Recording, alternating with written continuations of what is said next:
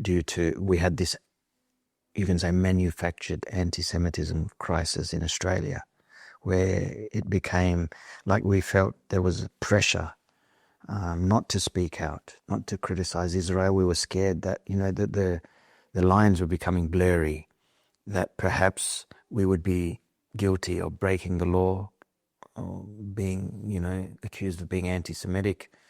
So, and then I believe that suppression has extended to some universities. I remember that when they released that Instagram post, and it was like 5 pages of explaining anti-Semitism, why you can't protest, speak about it, and I was like, damn, this is a university. Freedom of speech is supposed to be a celebrated value in Western liberal secular democracies, but now all of a sudden that's gone down the drain. I mean, we used to hear them preaching about freedom of speech. It doesn't exist in our so-called backward countries. We used to hear them preach about human rights. Now we're seeing human rights being violated on a daily basis. So those values that that the Muslim world unfortunately looks up to the West, that, freedom of speech, human rights and all this, but now that's all just gone out of the window.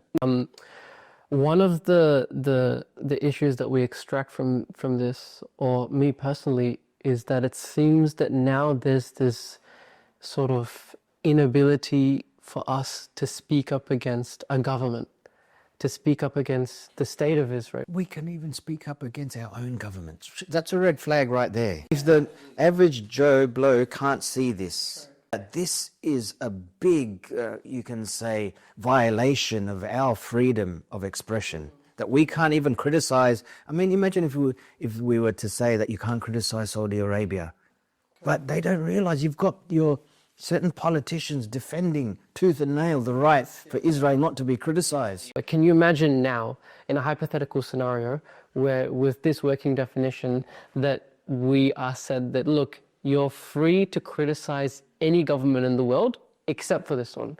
How do you expect us to engage in rigorous academic discussion if you start to, crack down on protesting? Then you're cracking down on our right to resistance. And if we don't have a right to resist, then how can we make change?